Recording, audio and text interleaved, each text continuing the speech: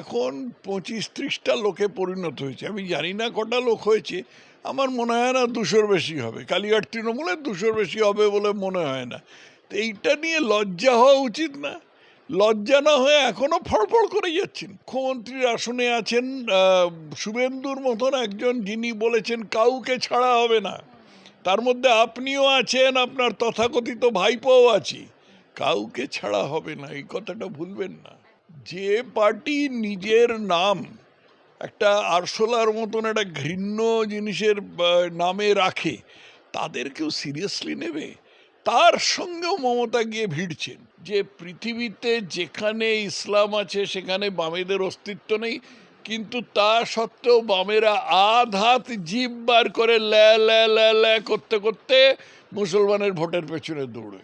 দিল্লি না ঢাকা হচ্ছে, এটা বাংলাদেশের জামাতি এবং অন্যান্য আনসারুল্লাহ বাংলা টিম, এই সমস্ত এর একটা ধ্বনি। তারা বলবার চেষ্টা করতো যে আমরা দিল্লির পদানত হয়ে থাকবো না, আমরা আমাদের রাজধানী হচ্ছে ঢাকা, দিল্লি নয়। সেইটাকে নকল করছি। এরা কি মানুষ, না এরা ভোঁদড় নাকি? আমার মাথায় আসেনি। সিদ্দিকুল্লাহ চৌধুরী কিছুদিন আগে বিমানবন্দরের ভেতরে যে মসজিদ আছে সেটা নিয়ে বলেছিলেন 1 কোটি মুসলমান জড়ো করে ওখানে নামাজ পড়বেন। 1 কোটি কেন, একটা মুসলমানও উনি জড়ো করতে পারেননি। এক ধমক খেয়েছেন সিদ্দিকুল্লাহ, একেবারে লুঙ্গি তুলে পালিয়েছেন। পরের বারও লুঙ্গি তুলে পালাতে হবে। স্যার, সকলের আগে আপনাকে স্বাগত ক্যাম্পেইন কলিংয়ের পর্দায়। 21শে জুলাই, যে 21শে জুলাইয়ের চেনা ছন্দ বা চেনা ছবি দেখে এতদিন ধরে অভ্যস্ত বাংলা, সেই ছবি একদম সম্পূর্ণ উল্টোটা হলো। তার কারণ হাওড়া থেকে শিয়ালদা কার্যত ফাঁকা, ময়দানেও তেমন একটা ভিড় কিছুই হয়নি। তবে কালীঘাটপন্থী তৃণমূলের যে সমাবেশ হলো তাতে কিছুটা সংখ্যক লোক সমাগম দেখা গেল।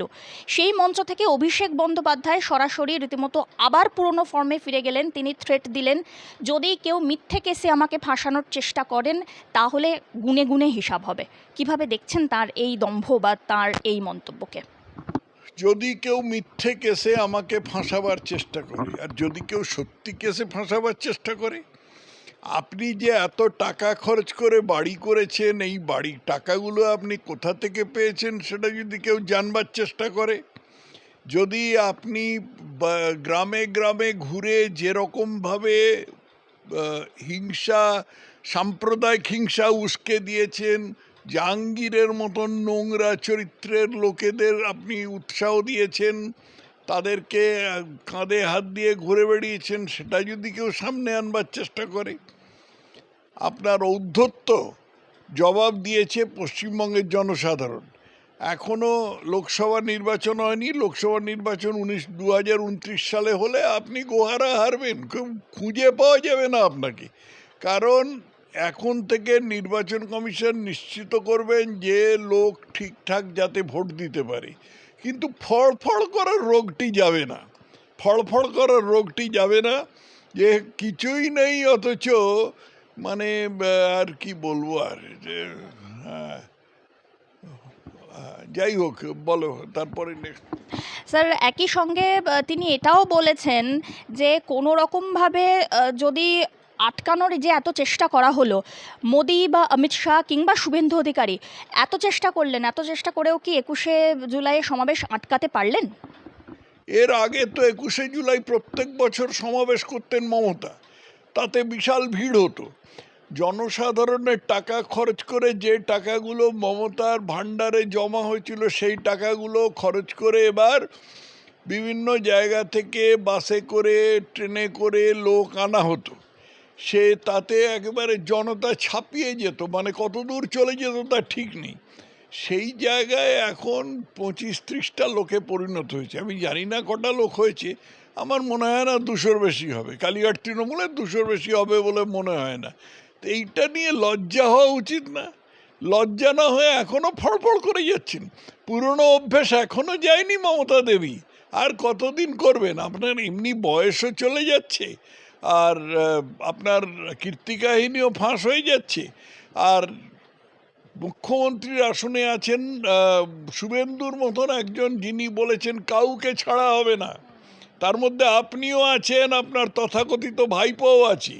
কাউকে ছাড়া হবে না, এই কথাটা ভুলবেন না। মমতা বন্দ্যোপাধ্যায় তো আবার উল্টে বলছেন তিনি নাকি কোনো রকমভাবেই বিজেপির বিরুদ্ধে তার আন্দোলন তার সংগ্রাম ছাড়বেন না, প্রয়োজন হলে দিল্লি পর্যন্ত যাবেন এবং ককরোচ জনতা পার্টির সঙ্গে আন্দোলনে যোগ দেবেন। যে পার্টি নিজের নাম একটা আরশোলার মতন একটা ঘৃণ্য জিনিসের নামে রাখে, তাদেরকেও সিরিয়াসলি নেবে? তার সঙ্গেও মমতা গিয়ে ভিড়ছেন। এর কারণে ইংরেজিতে একটা প্রবাদ আছে, any port in a stone, অর্থাৎ যে কোন ঝড়ের মধ্যে যে পোতাশ্রয় বা যে বন্দর পাওয়া যায় সেখানেই গিয়ে ভিড়তে হবে। সেটা শত্রু দেশ, মিত্র দেশ, ভাঙাচোরা একটা কোনো বন্দর, তাতে এইসব কেয়ার করলে চলবে না। আজকে মমতার যে ভগ্নদশা, আজকে মমতা যে গাড্ডায় পড়েছেন, সেটার জন্য সেটার থেকে বেরোবার আপ্রাণ চেষ্টা করে যাচ্ছেন, ব্যর্থ চেষ্টা, এবং তার জন্য তিনি আরশোলাদের সাথে বিলি করতে রাজি আছেন। তিনি আরশোলাদের সাথে সামিল হতে রাজি, তো যান আরশোলাদের দলে ভিড়ুন। মানুষ তো আপনাকে ছেড়ে দিয়েছে, সেটা তো নির্বাচনেই বোঝা গেছে। আবার অন্যদিকে ঋতব্রতপন্থী যারা মানে বিধায়করা রয়েছেন তাদের মধ্যে অন্যতম মুখ এখন মদন মিত্র। তিনি সরাসরি অভিযোগের সুরে বললেন যে এই যে আজকে তৃণমূলের যা অবস্থা তার জন্য মূলত দায়ী মমতা বন্দ্যোপাধ্যায় এবং অভিষেক বন্দ্যোপাধ্যায়। অভিষেক বন্দ্যোপাধ্যায়কে তিনি সরাসরি চ্যালেঞ্জ জানিয়ে বলেছেন যে কোনো রকমভাবেই ধমকাবি চমকাবি না, যদি প্রয়োজন হয় ডায়মন্ড হারবারে গিয়ে ধমকা চমকা, আমাকে চমকে লাভ নেই। আবার তিনি গুরুতর অভিযোগ করছেন যে টাকা নিয়ে গুন্ডা দিয়ে খুন করিয়েছিলেন অভিষেক।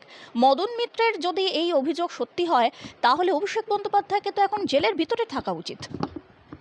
প্রমাণ করতে হবে তো। জেলের অভিষেক বন্দ্যোপাধ্যায়ের এমনিতে নিশ্চয়ই জেলের ভেতরে থাকা উচিত, কারণ অভিষেক বন্দ্যোপাধ্যায় যে পরিমাণ পাপ করেছেন এবং সেটা জাঁক করে বলেছেন, নির্বাচনে ধরে নিয়েছিলেন যে নির্বাচনে জিতবেন, সেই জন্য সেটা জাঁক করে বলেছেন।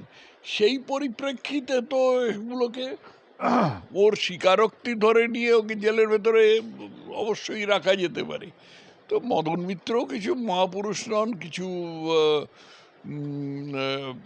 ঠাকুর রামকৃষ্ণ নন। এ বলে আমায় দেখ, ও বলে আমায় দেখ। স্যার, অপরদিকে প্রায় ২০ বছরের কাছাকাছি নির্বাসন কাটিয়ে আবার পুনরায় ফিরছেন তসলিমা নাসরিন, কিন্তু তার এই দেশে ফেরা নিয়েও নানা রকমের কুৎসা করছেন বামেরা। তসলিমা নাসরিন অত্যন্ত ক্ষোভের সঙ্গে একটি টুইট করেছেন এবং সেখানে তিনি তার সোশ্যাল মিডিয়া পেজে লিখেছেন যে বামেরা কি এখনও পর্যন্ত মানুষ হলো না? সভ্যতার বা এই সাংস্কৃতিক একটা মুখোশের আড়ালে জেহাদি কথাবার্তা এরা কবে বন্ধ করবে? বামেরা একটা অদ্ভুত জীব। বামেরা কোনো মুসলিম রাষ্ট্রে তাদের কোনো অস্তিত্ব নেই। আমাদের পাশের যে রাষ্ট্র বাংলাদেশ, সেখানে কোনো অস্তিত্ব নেই। সেখানে যখন পাকিস্তান তৈরি হলো, প্রথম কথা তারা পাকিস্তান তৈরিকে সমর্থন করেছিল। তারপরে যখন পাকিস্তান তৈরি হলো তখন তারা সেখানে ৩টে নেতাকে পাঠিয়েছিল, যদ্দূর আমার মনে পড়ে মনসুর হাবিবুল্লাহ, কৃষ্ণ বিনোদ রায় এবং আরও একজনকে পাঠিয়েছিল।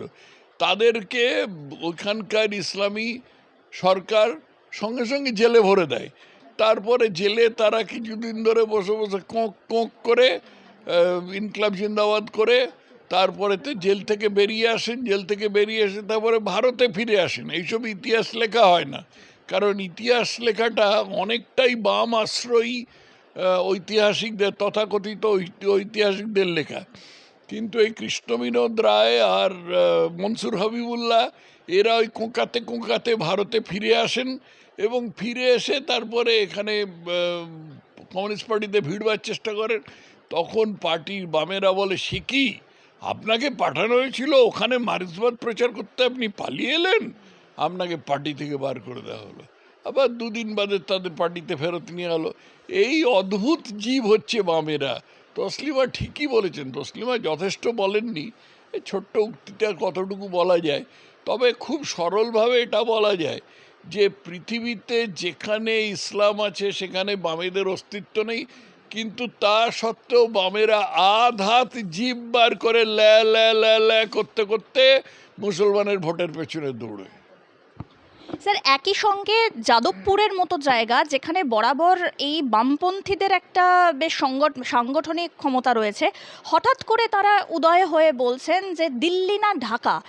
বাংলার মাটি থেকে দাঁড়িয়ে তারা কোথাও না কোথাও সেই ঢাকা বা বাংলাদেশ মডেলকে প্রমোট করতে চাইছেন। আমি তো বললাম যে বামপন্থীরা একটা বিচিত্র জীব। এরা কোথায় যাবেন এরা জানেন না। হাল ভাঙা পাল ছেঁড়া নৌকোর মতো একটা ভেসে বেড়াচ্ছেন, যেখানে যা পাচ্ছেন তাই বলছেন। দিল্লি না ঢাকা হচ্ছে, এটা বাংলাদেশের জামাতি এবং অন্যান্য আনসারুল্লাহ বাংলা টিম এই সমস্ত এর একটা ধ্বনি। তারা বলবার চেষ্টা করতো যে আমরা দিল্লির পদানত হয়ে থাকবো না, আমরা আমাদের রাজধানী হচ্ছে ঢাকা, দিল্লি নয়। সেইটাকে নকল করছি। এরা কি মানুষ, না এরা ভোঁদড় নাকি, আমার মাথায় আসেনি। স্যার অপরদিকে যদি দিল্লির যন্তর মন্তরের দিকে একটু তাকানো যায়, একটু আগেই আপনি বিশ্লেষণ করলেন ককরোচ জনতা পার্টি নিয়ে। তো প্রায় 8,000 ককরোচ জনতা পার্টির সমর্থক এবং কর্মীরা সেখানে গিয়ে বিদ্রোহ করছেন, আন্দোলন করছেন। একই সঙ্গে যারা অভয়া আন্দোলনের মুখ ছিলেন, সেই জুনিয়র্স ডক্টরস ফ্রন্ট, তারাও সরাসরি তার যে সমর্থন করছেন। স্যার এই গোটা ঘটনার পিছনে কি কোথাও ডিপ স্টেটের হাত আছে বলে মনে করেন? খুব সম্ভবত হাত আছে।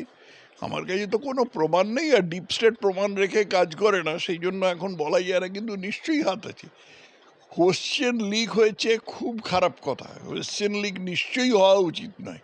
তাই জন্য এই রকমভাবে আন্দোলন করতে হবে, পুলিশের গাড়ি উল্টে দেওয়ার চেষ্টা করতে হবে, পুলিশকে নৃশংসভাবে মারধর করতে হবে। এটা কোনো শাস্ত্রে বলে না, এটা কোনো আইনে বলে না, এটা কোনো মানবতাও বলে না। কিন্তু এই যে করছে, এর পেছনে এটা আমার স্মরণ করিয়ে দেয় শাহিনবাগের ঘটনা। দিল্লিতে শাহিনবাগে যেরকম হয়েছিল, শাহিনবাগের আন্দোলনে কি হলো, শেষ পর্যন্ত লবডঙ্কা।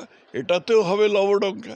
আর কিছু ছেলে মার খাবে, মার খেয়ে তারা এদিক ওদিক চলে যাবে। কিছু ছেলে যাদের একটা ভালো ভবিষ্যৎ ছিল তারা জেলে যাবে, জেলের তাদের এতে রেকর্ডে দাগ থেকে যাবে, পরে চাকরি বাকরি পেতে অসুবিধা হবে, এই আর কি। কি সঙ্গে সঙ্গে দেখা যাচ্ছে যে যারা কৃষক আন্দোলনের সঙ্গে যারা প্রত্যক্ষভাবে যুক্ত ছিলেন, তারাও যাচ্ছেন দিল্লির উদ্দেশ্যে এই গোটা প্রোটেস্ট মার্চকে সমর্থন করার জন্য। মোদী সরকারের কি এখন থেকেই সাবধান হওয়া উচিত? মোদী সরকারের খুব অতিরিক্ত সাবধান হবার কিছু নেই। মোদী সরকার এমনি নিরাপত্তা সম্বন্ধে যথেষ্ট সজাগ, এবং সেই নিরাপত্তা তারা রাখবেন। এখন যে প্রবণতাটা দেখা যাচ্ছে, এটাকে যথাসময়ে রুখে দেওয়া হবে, তাতে খুব একটা কিছু বলবার নেই। দেখা যাক কোন দিকে দাঁড়ায়। কৃষক যাবেন, শ্রমিক যাবেন, বামপন্থীরা যাবেন, তারপর দেখা যাক কে কোথায় যায়। তসলিমা নাসরিন নিয়ে স্যার আরও একটা বিষয় সামনে এসেছে, সেটা হচ্ছে সিদ্দিকুল্লাহ চৌধুরী।